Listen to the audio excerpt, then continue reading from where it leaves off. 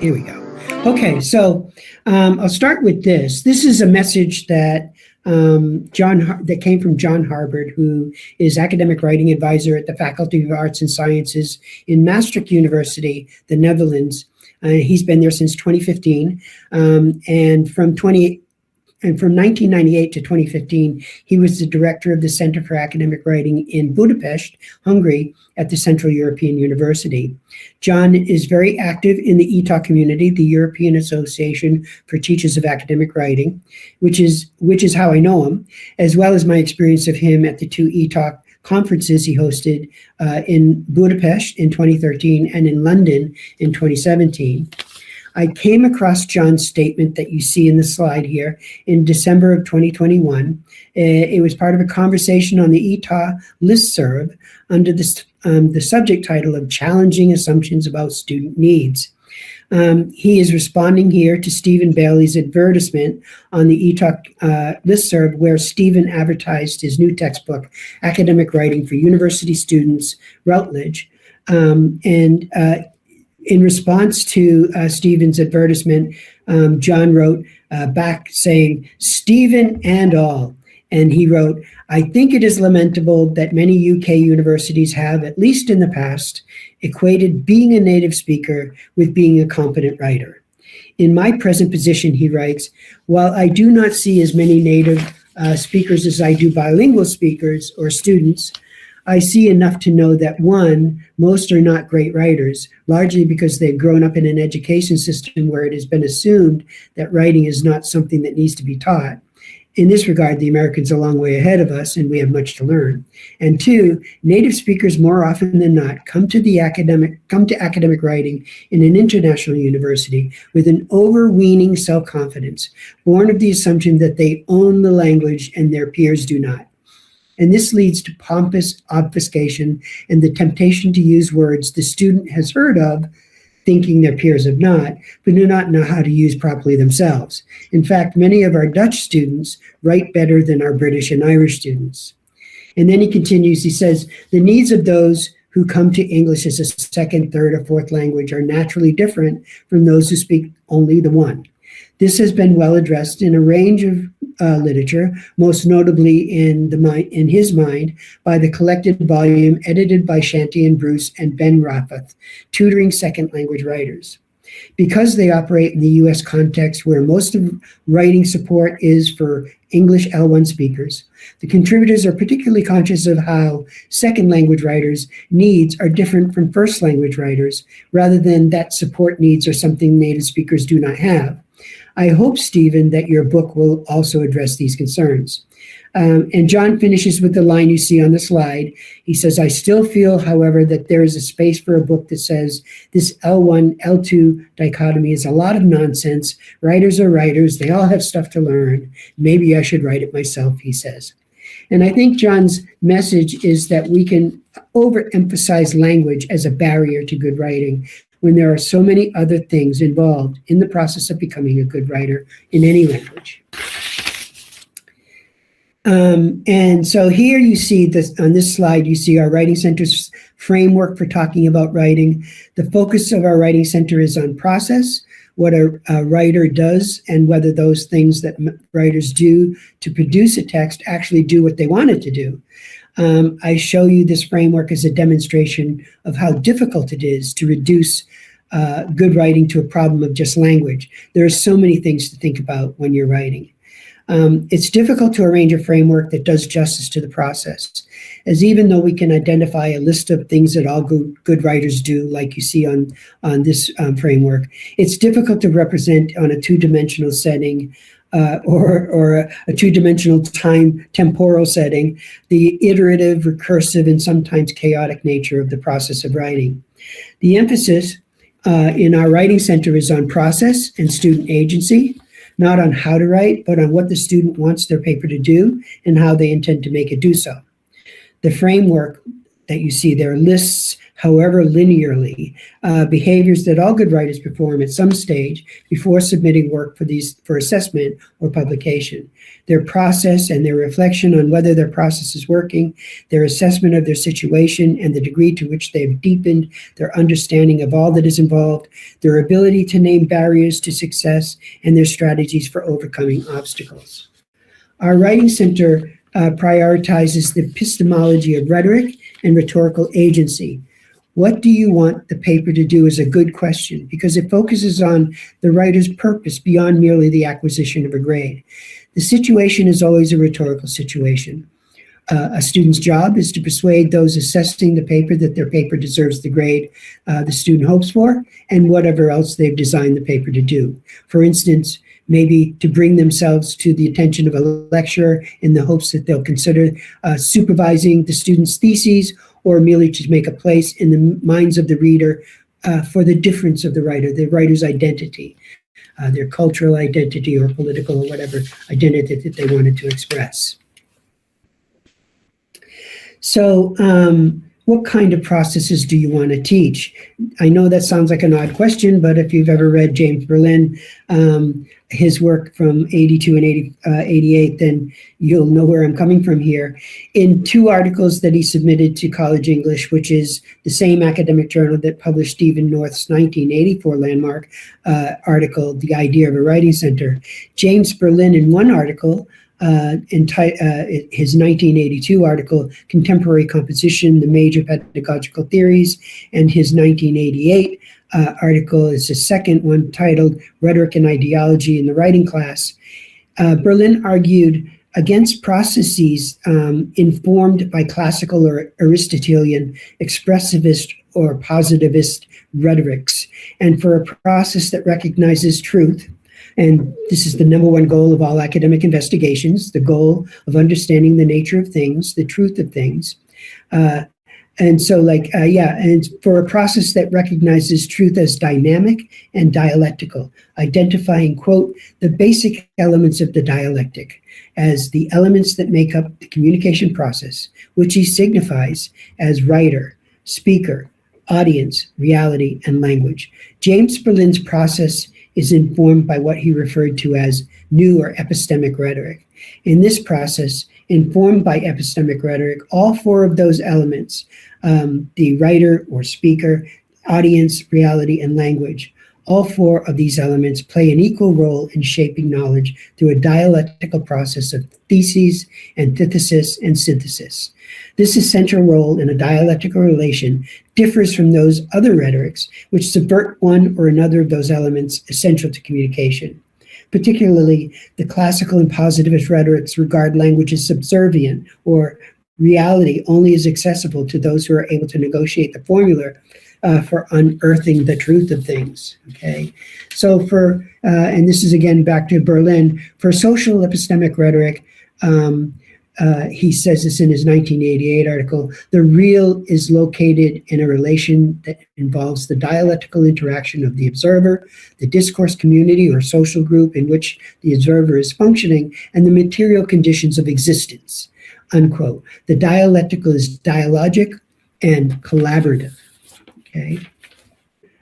In Rhetoric and Ideology, 1988, Berlin writes, quote, knowledge is never found in the observer, the discourse community, or social group in which the observer is functioning, or material conditions of existence, but can only be posited as a product of the dialectic in which all 3 come to the writing class together.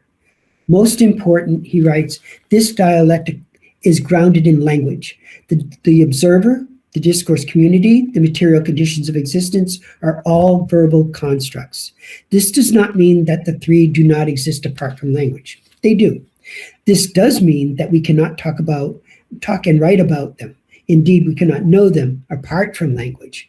Furthermore, since language is a social phenomenon that is a product of a particular historical moment, our notions of observing self, the communities in which the self functions, and the very structures of the material world are social constructions, all specific to a particular time and culture. These social constructions are thus inscribed in the very language we are given to inhabit in responding to our experience. Language, Berlin writes, as Raymond Williams explains in an application of Bakhtin, is one of the material social conditions involved in producing a culture. This means that studying rhetoric, the ways in which discourse is generated, we are studying the ways in which knowledge comes into existence.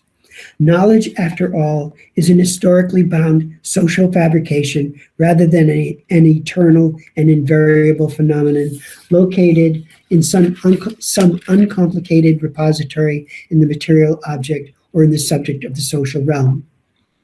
Putting meanings into words, he writes, then cannot be seen as a mechanical process of finding the right size containers. Instead, with a form of discourse, we take on a whole range of possibilities for making meaning. Language using in social contexts is connected not only to the immediate situation, but to the larger society too, in the form of conventions for construing reality. This relationship between language and worldview has prompted M.A.K. Halliday to argue that Berlin, now quoting Halliday, Halliday says, the problem of educational failure is not a linguistic problem. If by linguistic we mean a problem of different urban dialects, at bottom, it is a semiotic problem, concerned with the different ways in which we have constructed our social reality and the styles of meaning we have learned to associate with various aspects of it. This way of thinking anticipates Kanagaraja in Translingual Practice and Global Englishes and Cosmopolitan Relations, 2012. He writes, quote, to adopt terms coined by Halliday 2002, we can say that the dominant models of global Englishes focus more on glossodiversity and not much on semiodiversity, while the former approach focuses on the emergence of form and language varieties, the latter focuses on meaning changes. We should not consider the diversity and appropriation of English in instances of form changes only. The same word or grammatical item can be made to index new values and meanings as it travels through diverse spatio-temporal contexts, unquote. Okay, so now we're moving on to Kanagaraja. Like Berlin and Halliday, amongst others, Kanagaraja believes that semiotic processes cannot be neglected in language development. And recall Halliday's recognition that language functions in context of situation and culture. I think everybody should read Halliday. The same sentence can be uttered in two completely different and unrelated situations and cultures, pardon me, and still mean differently, yet be appropriate in those respective contexts. Kanagaraja writes, while the community itself embeds a lot of diversity, not only in cultural terms, but also in terms of gender, class, region, lifestyle choices, lingual practice enables us to see the practices that underlie all forms of glossodiversity, unquote. So Kanagaraja recognizes that no community is homogeneous. And I can testify to that claim through experience, having moved from Massachusetts, where I grew up, to Texas, then eventually to Ireland. In Massachusetts, we wait for a bus. In Texas, they wait on a bus, which means something completely different to people in Massachusetts, but within their separate cultural context, the two phrases mean exactly the same thing. In Ireland, in Ireland, it is easy for an American to misinterpret the oft-used phrase, sure, you know yourself. In the US, the phrase would suggest that we have some self-awareness. In Ireland, it means essentially that we all share a kind of knowledge. So it means something completely different. Our tutors are not language teachers. They're good writers who are highly reflective of their own processes, including their understanding of their writing situations. They try strategies for improving outcomes and note what had worked, what didn't. This makes them an excellent resource to less experienced or successful students. Kanagaraja's chapter on translingual negotiations in his Translingual Practice 2012 fit enormously well into a writing center environment. Translingual practices, like writing center practices, view, quote, meaning-making and communicative success as a collaborative activity where the interlocutors take equal responsibility and display agency, unquote. So this is consistent with the position identified by Kanagaraja as the position of translingual English. Quote, that people can start from their preferred cultural values and identities and still engage in collaborative meaning making. Culture doesn't have to be filtered away or finessed to construct shared meaning. People have the capacity to represent cultural differences and negotiate shared understandings, unquote. So given that Writing Center peer tutors tools already include active listening, active questions, asking questions, listening, responding as a reader, and allowing the writer to take some time to think, that silent and wait time that we use as a tool. Negotiation strategies suggested by Kanagaraja, like invoicing, recontextualization, interactional, and textualization. These are natural extensions of those tools and should be part of a future tutor training. So I think they really need to belong in our tutor training programs. So occasionally there's a language deficit that is so severe that it becomes subject of discussion between the tutor and the student and possibly the director. But in the majority of cases, language is not the main issue. Instead, it is a misunderstanding about how the paper will be assessed. In other words, the grading criteria, the role of writers demonstrating the ability to perform the knowledge which is being measured by those assessing the paper. Experience tells me that most of the students that come to the Writing Center do not have a language problem. International students and students with Irish as a first language often present with the same issues as people who have English as a first language. Process problems. They draft, but they don't revise. They don't adequately assess their situation. They're not in touch with why they are procrastinating. They do not do the reading, so they don't have a sense of the discourse, all those things. There may be some language learners that are slow readers, and in response, panic may cause them to seek ways of alleviating the stress that slow reading, like relying on secondary sources without consulting the primary source for verification. And sometimes those ways of reducing stress involve violations of academic values, such as honesty about who is author of the text. But you can say the same thing about native speakers as well. The tutor's job is to locate the most pressing issue in the student writer's process of production. Establishing what it is that students want to communicate is most important. Then it is essential to determine if the writer's intended meaning is present in the paper. If the writer cannot show the tutor where the intended meaning is expressed, or if the tutor is puzzled about how the text is expressing the meaning that the writer claims is expressed by the language, that is a point of negotiation. How will that linguistic structure be understood by those assessing the paper? That's a rhetorical question, or a question of rhetoric. Perfect English should never be the goal because there's no such thing. If the intended meaning comes across to the reader, that is what is important. If the language enacts the writer, that is what is important.